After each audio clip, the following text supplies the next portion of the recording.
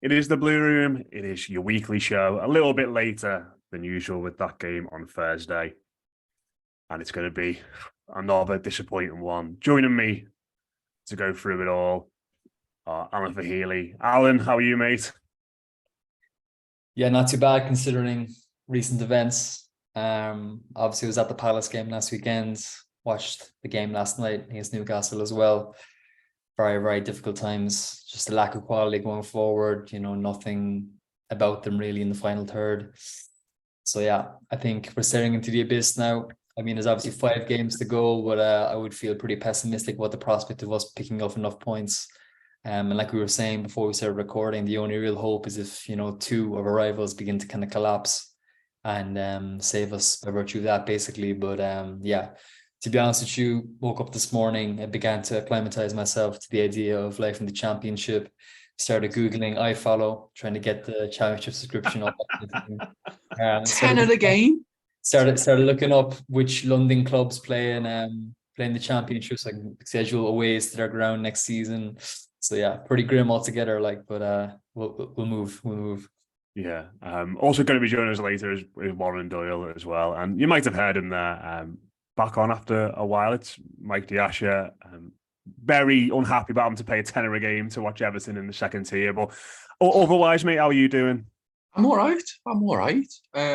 I thought I'd be more angry, a bit more upset, to be honest with you, when I woke up this morning. And I'm not.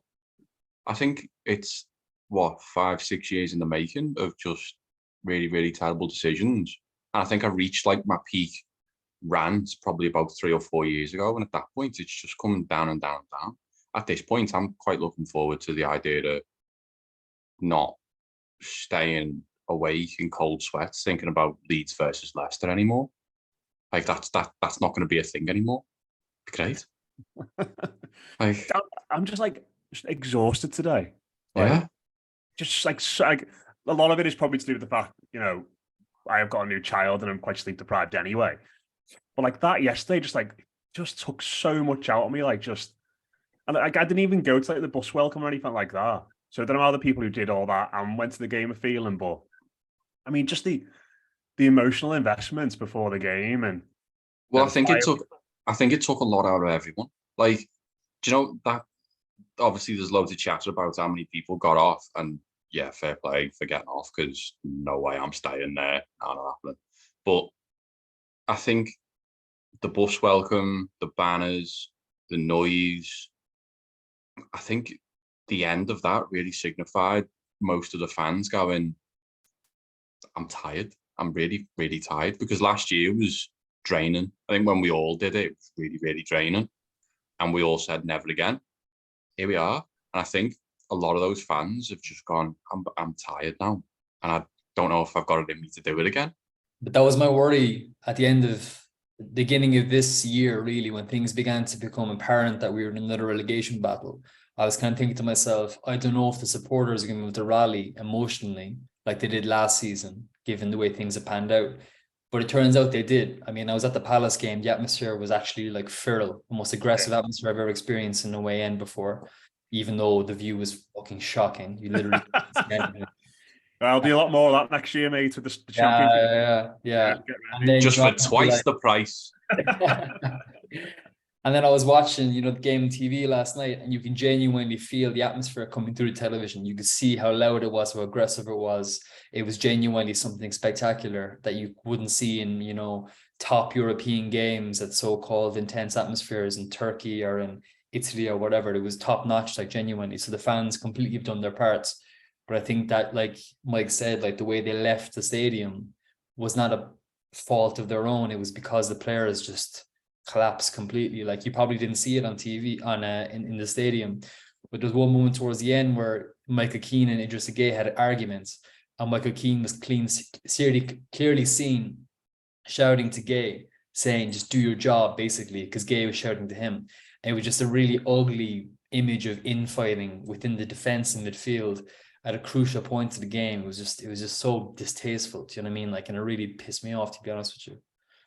Yeah, it's just like I admire the people who've tried to get the things going before the game, and it's amazing that they can still put the effort in and try and create something to drag these like lads over the line. But like, I think you're right there, Alan, in terms of like what it ended up being like, because it is such a brittle thing, isn't it? Because these players and this football club does not deserve that. And in some senses, it's not like it came about the Chelsea game was the first game last season, wasn't it, when it happened? And that it sort of came about organically through the week, building up to it, didn't it? It was like, right, shit, this is really serious now. We all need to do something. And it was organic.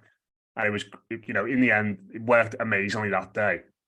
And we've had them this season. It's sort of been like, remember the Southampton game when we'd won 3 games of football at that point, and then yes, they were obviously towards the end of the season, and our last home game they got levered by Fulham. And I think when you do that and you get everybody up and you create something like that, things almost need to go perfectly in the stadium for you, because it's not spontaneous and organic and new anymore. It's like we're trying to rekindle this thing from last year again, but it's not quite the same, because we've been there before, as you mentioned.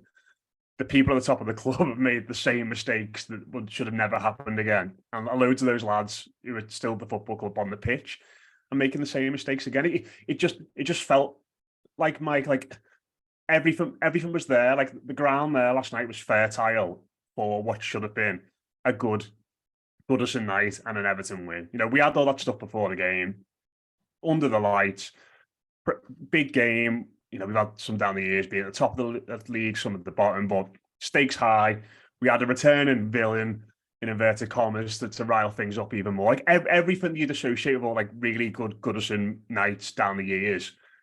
Certainly, in all our lifetimes, people who are a bit older would associate it with like Bayern Munich, etc., etc. But in our lifetimes, those have been the ones that have sort of, stand out. I've got Everton. We even had Newcastle taking the absolute piss with time wasting and tackles and fouls and a shit referee to get us up.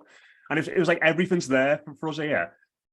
And then it wasn't, because what's in the team and what's on the pitch and what's in the dugout and what's in the director's box, or what's not in the director's box at the moment, it's just not good enough. And it's not good enough to bridge that gap anymore. We can only do so much as fans to create it. They've got to bridge a bit of a gap to get us over the line, and the team is just not good enough to do it. Yeah, I think contrary to a lot of really dated stereotypes, this is a city built on the idea of hard work, and you get out what you put in. And people put a lot of effort in yesterday, a lot of efforts. When you were looking at the preparation in the week leading up to it, as you said, when it came out the first time, it was very organic, but this time it hasn't been, and there has been a lot of work gone into that. When you get out of it what you got yesterday, why would you want to do it again?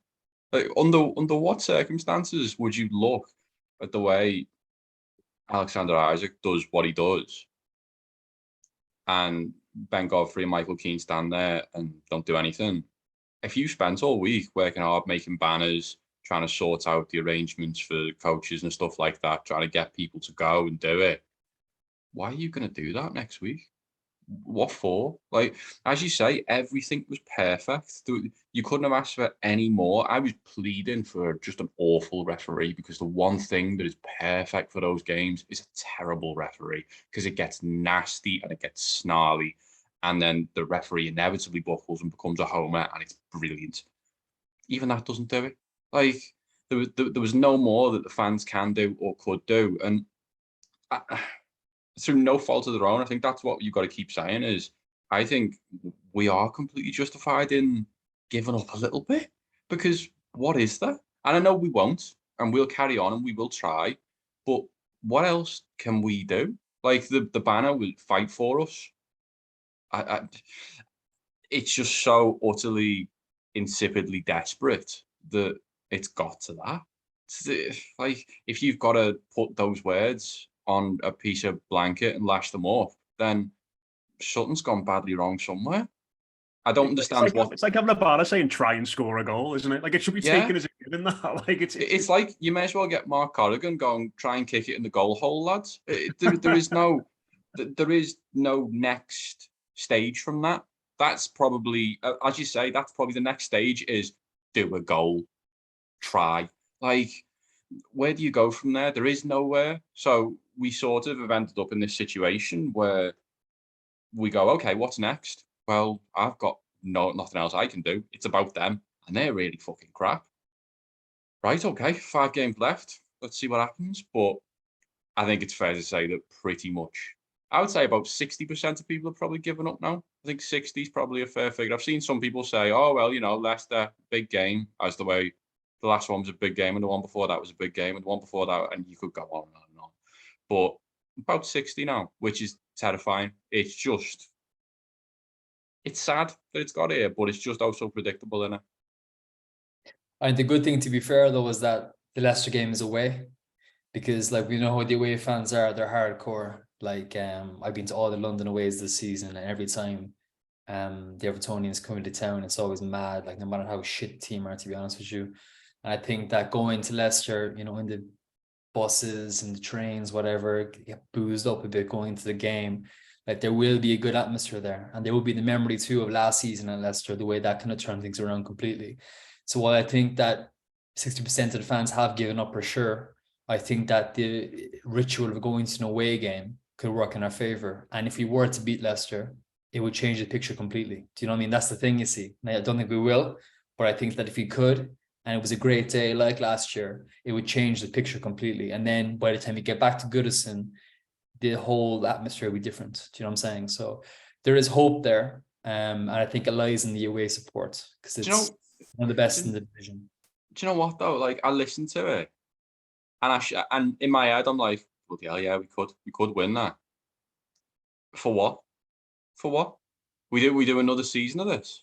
We do another year of Bill Kenwright telling us that tell you what, when we got out of relegation the second time, it was even better than the first time, lads. Like for what? What? It really feels like you got people talking about Dyche going as well today. I can't even think about managers now. What's the point? What is it? What for? Like the board is terminal. It is utterly malignantly terminal. And until that changes, what do we do? Do we just do this same thing? Do we just crack on, try and tell them that the statements they're making are stupid, that they should turn up to the ground instead of being shit houses and stay at home? Like, what do we do? Do we just crack on and try and do it again? That's where I am. I'm so utterly fatigued with it. I am to the point now where last year it was checking Burnley's results. This year is checking Leeds' results. And if we stay up, brilliant. Yeah, what's next year? Just check. Let's check Burnley's results again. Let's see how that goes. Just like it's not about. I don't even think it's about staying up or going down now. I don't think it is, because if it's not this year, yeah, it's just going to be the next one. Like that's the point we're at. And it's the point we've been at for a few years now, where it's get closer and closer and closer until something changes at that highest level. Now, what's this for? Yeah, and to be fair as well, I remember last season vividly, Palace game, like one of the best, perversely one of the best moments of my Everton sporting life, I'd say, just the release of those 3 goals in the second half. But I remember afterwards talking to my old man on the phone, because I was in Spain at the time, and I was like, the good thing is this will never happen again. Like, because it was such a shock. We'll do well in the summer rebuild. Next season, we'll be challenging for, mid-table, maybe pushing into a European place. And I think every Evertonian genuinely thought that a good momentum that came from that result would have carried into this season. Although the Arsenal game obviously would have tempered that expectation a bit. But I think, like Mike said, like the fact that it's happened all over again, and it's even worse this time, I'd argue, because you don't have Richarlison in the team. And we also have more division between the board and the supporters. It makes it so much more toxic and so much more hopeless. I guess the one silver lining would be if, this sale goes through to the 7-7 partners and the stadium's in the horizon as well. The stadium would be a great carrot in the future if we do stay up, and I think that that's the only silver lining really. But I think if we go down, the problem if we go down is, like, I know some people say that it's like a clean break, like a way of resetting. But I genuinely think, and I've said this for a couple of years, I think we're closer to being a Sunderland than being a Burnley, in terms of we won't go down, get lean and mean, come back up with a winning attitude like Burnley have done this season, like Newcastle did a few years ago when they won the championship. I think it's going to be more of a case of we're going to plummet down the division, and we're going to be fighting for our survival, basically, because who knows what players we're going to have to sell in the summer, who knows where the money is going to be reinvested. We still have a very incoherent and messy situation off the pitch, financially and in terms of organization. So I would be genuinely fearful for the future of the club if we were to go down. So it's a really grim situation. Yeah, the difference with Newcastle is that Mike Ashley isn't a moron. He was just a tight get. That was the situation there. The difference is that the man in charge of the football club here is an actual lunatic. Like, you look at, I'm sure you'll want to speak about it in a minute. I'll do a cracking segue for you here, Matt. Is Marcel Brands' quotes today just incredible? We were going to come on. I was going to come on to that in a bit. Yeah. Tell you what, it's like I've never been away in it. Just incredible. It's just the fact that you have an utter lunatic in charge and the man who makes Blood Brothers come to real life as his sidekick. There is no silver lining there. I don't think. That was the thing. Listening to Alan talk about that Palace game last year, and I remember a lot of the podcasts we did around then, and I can't remember who said this. Forgive me, but it was like, I think after that or leading up to like the potential of relegation that season, somebody said like, well, this club needs the biggest shock, like biggest shake-up it sort of ever had at the end of the season. If we stay up, if we don't. But the worry always was that if we didn't go, if the shock wasn't big enough, then the changes wouldn't happen at the top of the football club. And we've seen it, like the self-congratulatory nature of the entire football club after that game. I mean, as fans, listen, I think, Alan, you're absolutely right. We were all felt like perversely it was one of the best nights we've had as an Everton fan because the relief just poured out to everybody. But we're allowed to. Jesus Christ, yeah, like it wasn't. It's not like it was anything to like our fault by any means. The people at the top of the. I just remember like in America in the summer when they had that audience with the men in blazers and they brought Anthony Gordon out and Alex Iwobi and Pickford and interviewed like Lampard like going through it like it was some glorious run to a trophy. I was like, oh my god, I was just cringing every time I heard it. And like what they've done is they've slapped themselves on the back and gone, oh god, close call that. That's never going to happen again, isn't it? We'll just crack on this season. And you've seen it in the last few weeks. Like Bill Kenwright's statement in the accounts about Palace and Leicester being two of the best moments of his life. There's a picture of it on Kevin Felwell's wall in a Finch Farm. And, it's just, that was always the worry that they were just going to pat themselves on the back, have a deep breath and just crack on. And that's exactly what they've done. And if anything, it's got even worse. And, just to sort of speak about the game a little bit before we go on to Brands and all that. I said on the post match last night, Mike, that watching Ben Godfrey die a slow death in that game was one of the most remarkable and bewildering and downright worrying when it comes to Sean Dyche things I've ever seen. And just to repeat myself again, I'm not got an issue really so much that he started him because obviously Holgate's suspended, Coleman's out. He's got one or two choices there, but to do absolutely nothing to try and change the course of that game and change and protect him, like be it take him off or support him, was just like, yeah, go on, Ben. Just, here's enough rope, lad. Like that was it. He just died a slow death on the football pitch. Didn't change the system, didn't change the personnel, didn't change the player in front of him.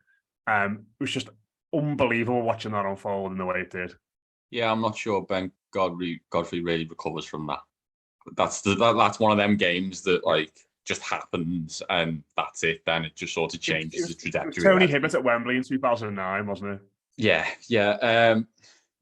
I think that the most amazing thing is that I feel like everyone's discourse on this has been fullbacks for a while. It's like, well, you got Calvert-Lewin coming back, so we need crosses.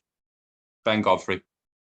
I'm just, even if you don't think that Nathan Patterson is the most secure, solid defensive fullback that fine, just use a defensive midfielder to cover him, change the system and use it. And just for the love of God, have a fullback on a pitch who can cross the fucking ball. Because that is the most important thing to that side, is getting aerial into the box and Like try and score some we goals. don't have wingers who can cross the ball. It's like honestly, just it baffles me that the whole thing was like, well, you know, Dominic's coming back. He's looking really strong. He's looking really good. You got no one to give him the football. And you're making that even worse by actually limiting your delivery because you haven't got any wingers. You're going, right, okay, so we've got a fullback who can actually do that in bits. Let's swerve him and use the fella who's going to look like he genuinely doesn't have control of his motor functions instead. It was just, it's baffling, innit? But, like, I'm loath to even talk about Dyche, to talk about the players. I just don't have it in me. I just really don't. Like, this is the point. I'm so fatigued with it all that we've done this. We've done this so many times with different managers, with different players, with different systems. It's just all leading to the same place. It's just always dragging towards that drain. And we're just getting closer and closer. And we're circling it shorter and shorter. And like, I can spend 15 minutes talking about Dyche and Yerry Mina and Ben Godfrey, but what's the point? For what? Because that's not going to change. Even if you go, all right, yeah, sound. So we've been relegated. Let's sack him. Let's bring in the next fella who just sits behind the lunatics who are running the asylum. I don't know. Like, what do you want me to do? Do you want me to carry on talking about Sean Dyche? Or do you want me to, I'm just going to stop. You can talk about. I mean, Alan. Did you? Well, according to the manager, Michael Keane played well, so you know, expect him to be in the team again on Monday. I'm going to go and get another drink, I think. Go on, Alan. Sorry. Yeah, I mean, like, to be honest, I feel a bit uncomfortable with the criticism of Ben Godfrey. I mean, like, obviously he was terrible, but I think this morning, like, Evertonians have a habit of seizing upon something and directing all their anger towards it, especially on Twitter. So this morning and last night, it was all Ben Godfrey isn't fit to wear the shirts, all this kind of thing. But it's like, Ben Godfrey is only a symptom of all the problems that we have. Do you know what I'm saying? I mean, he's not been the same player since he suffered from COVID and he got long COVID. He was out for ages. He athletically never recovered, obviously. Cognitively, apparently he didn't either.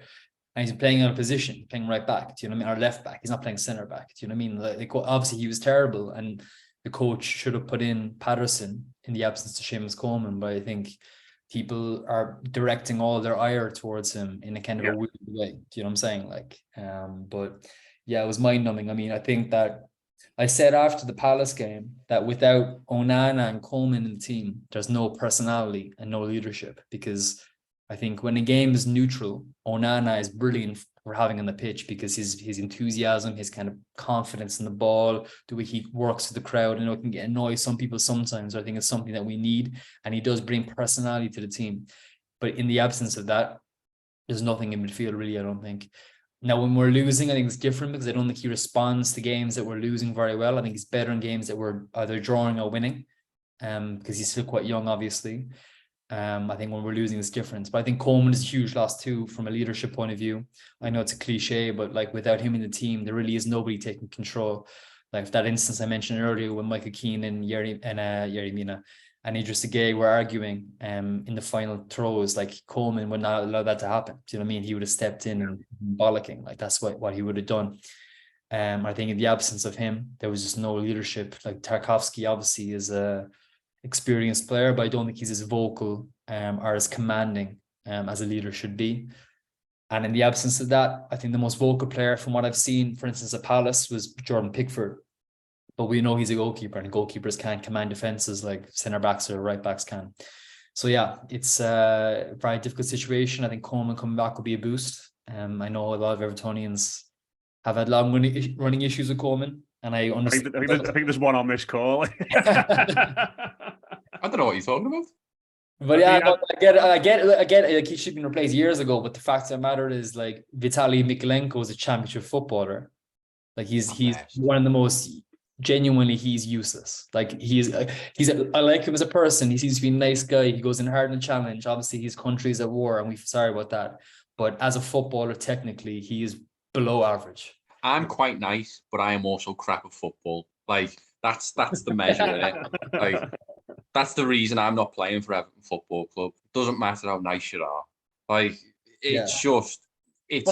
Mike, we used to like talk about Coleman in like 2019 and say, God, God bless him, he needs to be replaced. And we're sat Send here him to the glue factory. Yes, I know.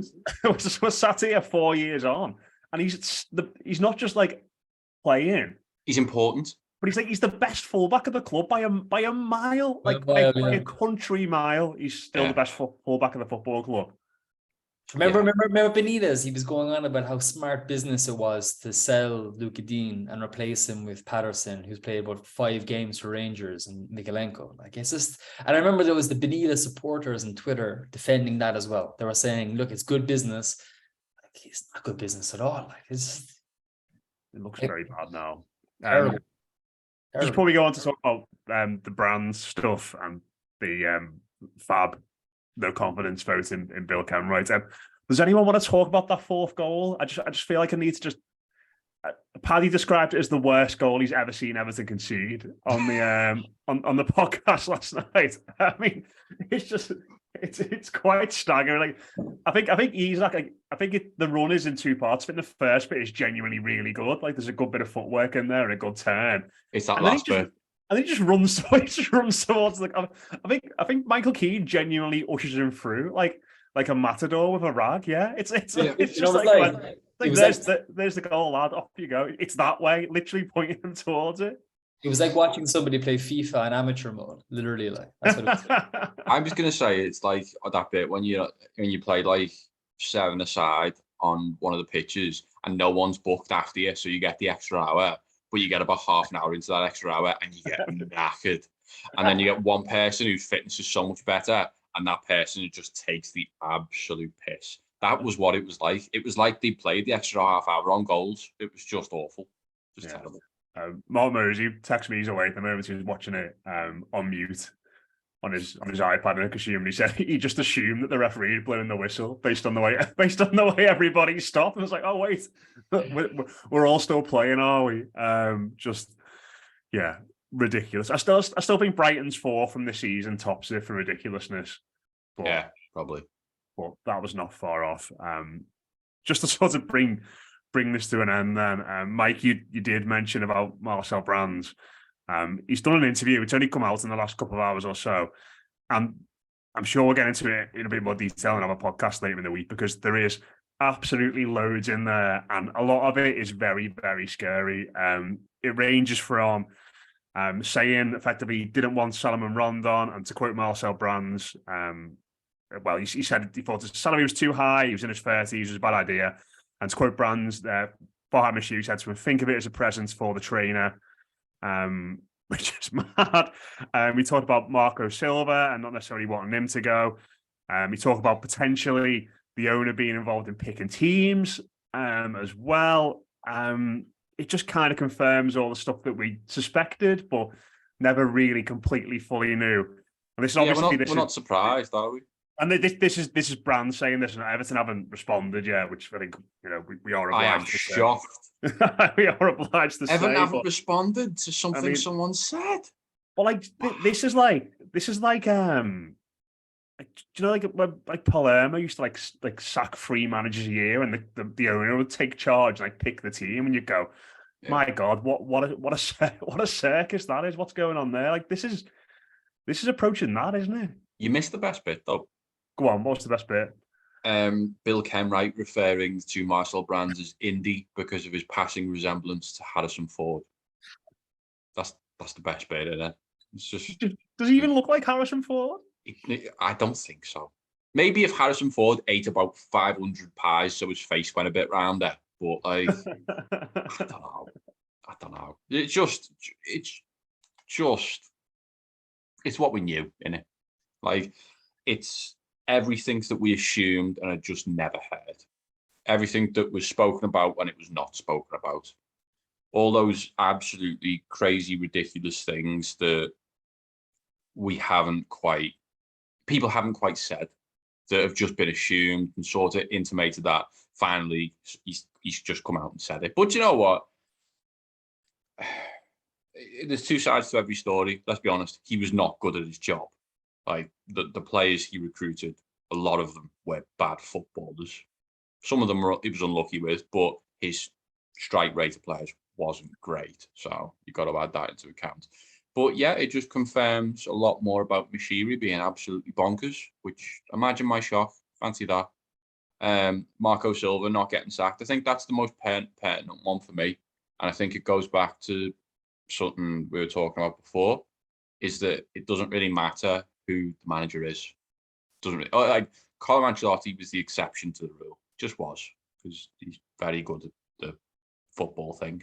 But the rest of them, it doesn't matter unless you are that absolute world-class behemoth of a manager. Just it makes no difference. Everton's gravitational force will drag you further and further down because from the very top, that's what's happening. Cheers. Yeah, Alan, I only sent the quotes to you just before we started recording, so I don't know if you had a chance to see them, but I mean, take it in. There is a lot of remarkable stuff in there, isn't there? Have you missed me, Matt? Have you missed me? I just thought it'd be good to. Before I asked you to come on before this had even come out, and when I saw this, I thought, oh yeah, here we go again. But yeah, I remember the time, Alan, when we sacked Brands, just thinking that's very strange, and the way they all went about it. But it's just more evidence of completely non-joined up thinking, isn't it, from the football club? We're just lurching from idea to idea, making decisions on a whim, no strategy. I just think, yeah, it's a little wonder we are where we are. I'm just distracted there because the sun is shining in your window and you look like you're being beamed up to heaven or something. Yeah, that's being raptured. Maybe it's like gravitational. You look like you're Jesus Christ or something, with your hair especially. Jesus Christ. Maybe it's like gravitational pull of Everton that Mike mentioned, just dragging me down. That pulls you down, not up. That pulls you down, not up. But no, it's no surprise, like Mike said. Like I think we all know that was a story behind the scenes. Just confirms it. I'm guessing the NDA that Brands would have signed when he left the club is probably expired by now, and that's why this is all coming out now. But I think, like, you know, it's just a complete story of mismanagement. Like, when I tweeted it last night, I kind of said that Everton are going to go down and they deserve it completely. I remember me and Paddy having a conversation earlier in the season, and we're kind of just saying, like, literally no club in England deserves to go down like Everton do. Like, no club in European football does, because they've done everything wrong that they could have done wrong. Like, they're historically a big club with a big fan base who starves to success. So it's the perfect opportunity for a new owner to come in and lift them back to where they were previously. It's not like Manchester City or, you know, Chelsea to an extent where they're basically creating history from nothing. It's more similar to, say, Newcastle, even though Newcastle obviously don't have the same history of success that we do in terms of, you know, trophies, that kind of thing. But they are a big club in terms of cultural influence, the size of their fan base, all that kind of thing, their identity in the city. That's enough being nice about Newcastle now. And then also, you know, we have, like, what was I saying? We had a very kind of disciplined, lean, mean squad for years in the Moyes, where we bought really well. We always used every penny that we had, you know, signed very good players for very low fees, very intelligent in the market. So logically looking at it, when he took over, you'd say, okay, we'll extrapolate that intensity, that knowledge onto a bigger scale, and we'll progress. But I think there's two issues with Moshiri era. One is that Moshiri is there and that he's being so hands-on, not trusting football people, not, you know, ceding the ground to experts who know better than him and listening to what they have to say, and instead going for ego-based decisions. And two, that Bill Kenwright was there, because Bill Kenwright is basically a harbinger of arrogant mediocrity, like, you know, just a cringe person. Like Mike said, like calling Marcel Brands Indiana Jones, like, it's just cringe behavior, typical West. Like your granddad, innit? Yeah. It's like your granddad sees someone in the pub and goes, "Hey, doesn't he look like Indiana Jones? You're right, Indy." Like, granddad.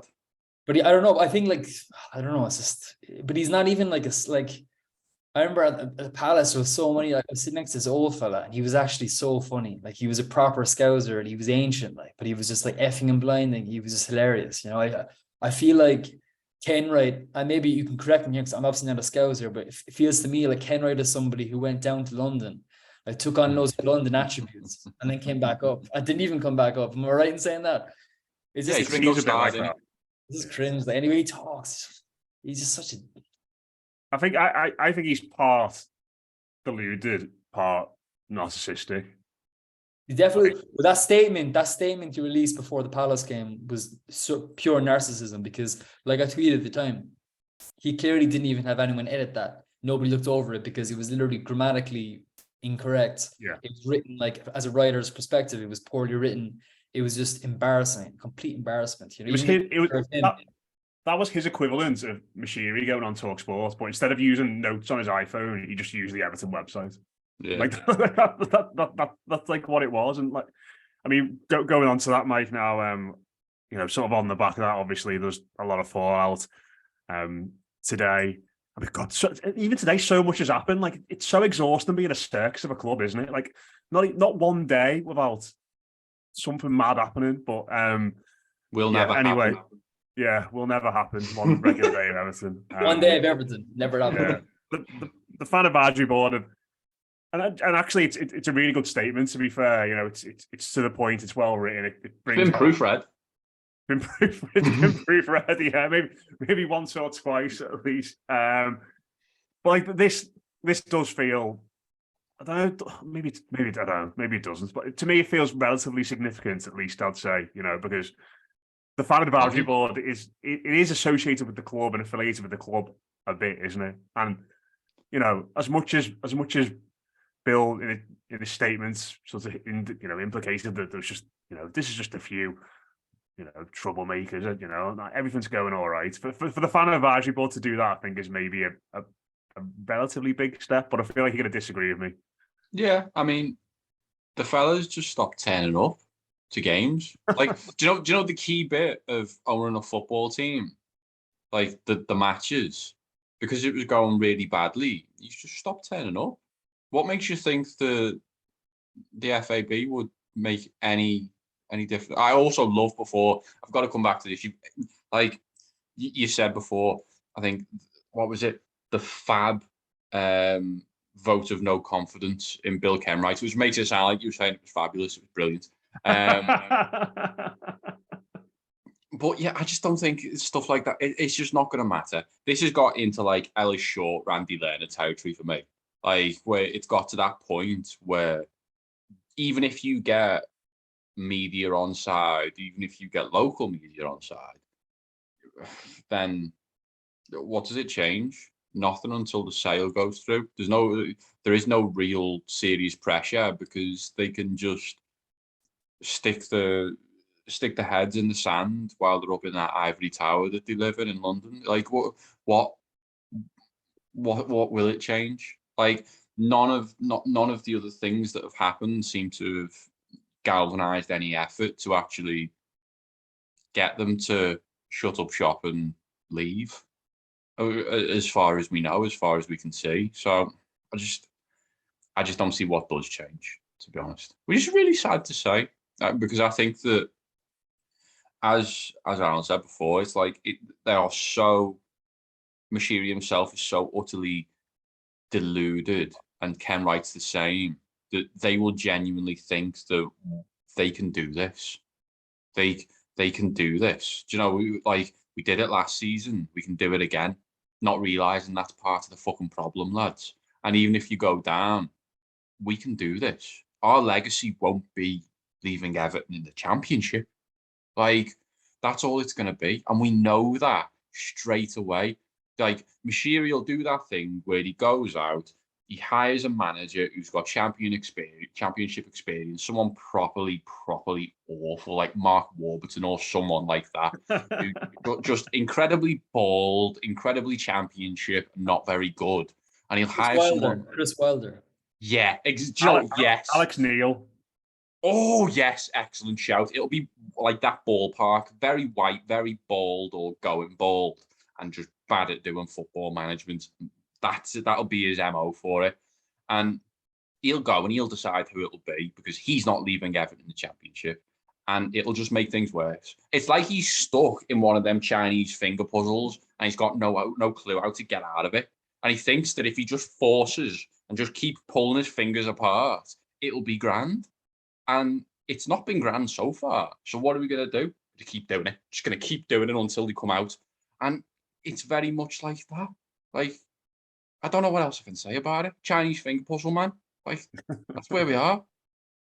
Do you think it changes anything, Alan, or are they just clinging on for dear life now? Like, is it going to be the sale or the stadium being done that eventually means that everything are going to change?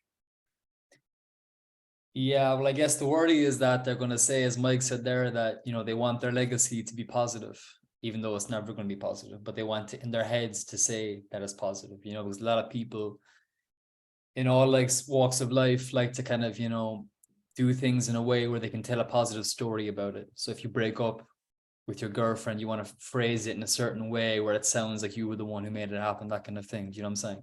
Yeah. What they want is to say, okay, we had some tough times, but we steered them through the ship. We went down, we came back up, got into a new stadium, we left them in a better place than we found them, this kind of thing. Do you know what I'm saying? Didn't leave it at Blackburn away. Yeah. Yeah. And they're in the playoffs, so they could come up, for fuck's sake. There you go. I don't know, God knows who, So yeah, exactly. I think that's the worry, but I think, the only way forward for the club is without the board in place. I think, even obviously my dad loved Graham Sharp as a player. He was somebody who was, one of the greatest strikers in England, or if not Europe, in the mid 1980s. But I think he's really sullied his reputation in terms of the way he's aligned himself with this board. Denise Barrett Baxendale, the headlock incident will never be recovered from. I think constant backing. It's just mad to even think back to that, isn't it? Just remember this happened. They literally said that she was in a headlock from a male fan, and then didn't press any police charges, backtrack completely. It was just refused to say anything about it again. I just can't believe that's not even in the top 5 moments. The CEO claiming to be stone cold stunned and having no evidence of it whatsoever. Yeah, is not even in the top 5 moments, is it, this season? That's incredible. That was one of the worst moments, though, because for me, that was really they're trying to weaponize. I think the English media already has a perception about Everton and Liverpool as well, to be fair, Scousers, I think. And it's a bit I think Scousers and Irish people are similar in this regard. It's very easy for them to paint us as a certain demographic. Do you know what I'm saying? Luddites. Yeah, basically, yeah, up to no good and this kind of stuff. So I think what they were doing, Kenwright specifically, was basically tapping into that national psyche, so that whenever Everton are discussed on podcast or on TV, they'll always add the caveat of that aggression shown towards the board members. That's why they're not turning up, and that's really ugly for me, because that's basically betraying your link to the club completely. So once that happened for me, it kind of violated everything I think Everton should be about. And I just think there's no coming back from that at all. So I think the sooner they leave the club, the better, because I think that they've kind of crossed the point of no return. Yeah, massively so. God, just even thinking back to that time, just incredible. Oh God, like you said, And also that was the Southampton game. That was Nathan Jones' only win as a Premier League manager. Bloody hell, remember him? Jesus. He only had one win. Oh my God, he's going to be our manager of the Championship. That's what we're missing now. Just him talking about how he could have married a nice Welsh girl and stayed in the mountain fucking village. It's going to be the godfather, isn't it? It's going to be. Oh my God. Tremendous. Oh my word. Just very quickly before. Go on, sorry. Do you know when the season finishes and it is all done and we are toast, we'll have to do a greatest hits of ridiculousness of Everton's time in the Premier League, where we do a top 10 or something, where we just reminisce about them moments, like Umanias's wrist and stuff. Gotta go into all that. Oh God! I heard the Den Big were playing funeral music last night, were they? Yeah, they were. Yeah, Sound of Silence was on. Oh God, yeah. Matt Fuss got them all lined up. Yeah. So what's the plan post Bournemouth? I'll be there for that. What's the story there going to be? I have no idea. I mean, what do you do after you get relegated? You probably couldn't even ask any living Evertonians, because it happened last in 1951. So you just stay in the ground for ages, or you get off? What? I don't know. What's the opposite of a lap of honor? Is it like that bit on Walk of Shame? A walk of shame. Yeah, where the woman, where shame doing that. We get Matt ringing a bell behind them all. Be great. I saw like Roy on Twitter saying about that today. Bad Wolves sort of saying you see so many teams go down and get like gallantly applauded by the home fans on the last day. It's like, nope, that's not gonna happen at Goodison, I don't think, by any stretch of the imagination. But I tell you what, though, the Denby will absolutely be rocking on that last day. Whatever happens, like, because people will just be like, sod it, let's have a drink. It'll be like a wait, won't it? It will be like a wait. It will. That's what it'll be. It's gonna be a wait. Like, like The Wire, where like you lay them out on the pool table. Like, just get Body someone of in an American. I'm getting that on the playlist. There you go. Get someone in an Everton kit to lie down on the table. Put like a Fellaini wig on their head, like Everton rattle in one hand. Like... That would be the weirdest escort request ever, by the way. Marwan Fellaini lookalike. Oh god! Just all these like mad bits of Everton paraphernalia, just like, and then just lay them out on the bar, and then we can just have a nice sing song and like take them outside, burn them, sorted. Maybe not that. Oh god! Yeah. Finally, any hope is Leicester are a shite as well. Like I said before, like even if the miracle happens and Everton managed to scrounge enough points over Leeds, what next? We do it again next year. I don't have hope until this ends. And whether it's this season, next season, or season after, that makes them eventually go, yeah, it's time to leave the board. I mean, but it's time to leave. I don't really have any form of hope for it. It's like how VAR stopped me celebrating goals. This has stopped me enjoying any form of Everton now. There is, even when they win, it's like, because I can't remember who it was. Someone said it the other day, was most goals that Everton score now are inconsequential. They don't matter. Like, we don't. The goal we scored last night was so bad. Like, as well. Like, they don't matter. Like, when was the last time we celebrated a goal?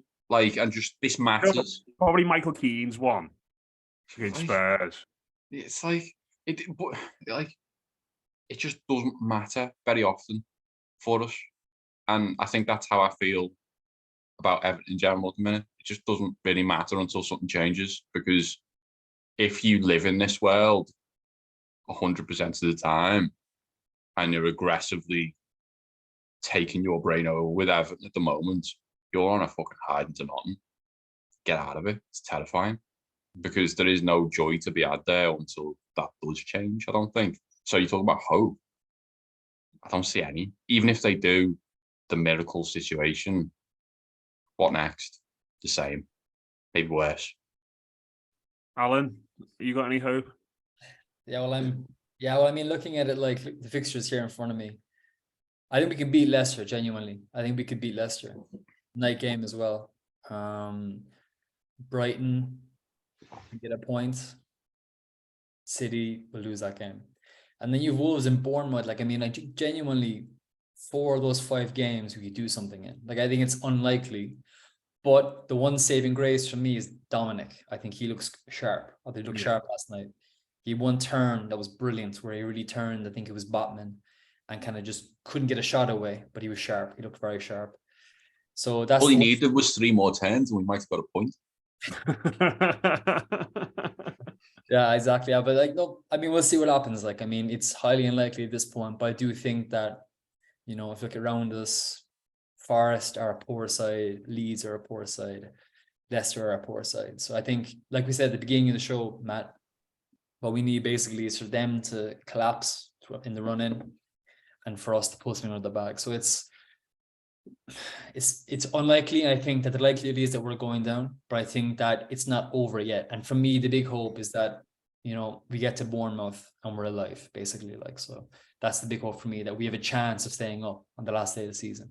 Because I think if we were going to that game, whatever, but being relegated after the game in the Den Big and getting the points in or whatever, I think if we begin that day relegated, it would be the most depressing thing in the world.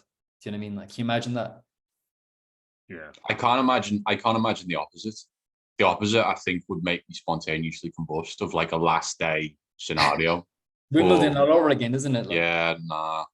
My dad was, because obviously in Ireland we don't have, back in those days we didn't have live matches, like unless it was a, FA Cup game or whatever. So he told me he went for a walk during that game, the Wimbledon game. I wasn't even born yet, and he literally just left the house, walked around for 2 hours, and then came back and checked the score. He couldn't handle it, so it'd be at the game now. So I don't know how he's going to handle that, but I certainly won't be able to. Jesus Christ, it's a terrifying concept, to be honest with you. The signal's awful at Goodison as well, so trying to get other scores. Oh, it's going to be one incredibly Scouse fella going, Leeds are equalised, lads. And it'll just be everyone really sad. Oh God! Who Right. did Leeds and Leicester have in the last day? And Forest, Oh, I've got no idea. No. I think Leeds have got Spurs at home, so that's probably a good game for them, really. Yeah. But I've not got the fixtures to hand. But Richarlison will score a goal for us. Oh, yeah, sweet prince. Imagine his first Premier League goal of the season was to save Everton from relegation. Can you imagine that happening? I'd give him our Player of the Year award. Yeah, I would. I swear to God, if they give any awards out this year, oh my God, if that Blue Blood award comes anywhere out of that cupboard, the chairman's Blue Blood award. Oh my God, no, I just can't. Oh, even that's like narcissistic and a bit. Yeah. Naming an award after you. Oh God, yeah. Disgusting. Right, we'll leave it there anyway. I'm gonna walk towards the light into the rapture, as you both mentioned. It's been one of those. I'm just so tired. Thank God the weekend. It's fun, Yeah, it is actually. That didn't sound like it was fun. I'm going to one positive though. The one positive though. Go on. We have a weekend with no Everton. Yay! That's true. You doing anything nice at the weekend? I'm going to watch one of my mates play a rugby semi-final. If they win, they get to Twickenham. Get to play Twickenham. So nice. Should be good. I've started drinking already, so I'll probably just carry on. Nice. Alan, you did anything? I would say my weekend be more similar to Michael's than yours, to be honest, Matt. Carry on drinking. Yeah. There we go. We'll be back on Monday for instant reaction to Leicester. Hopefully with a win, but yeah, who knows? Try and take some time away from Everton this weekend.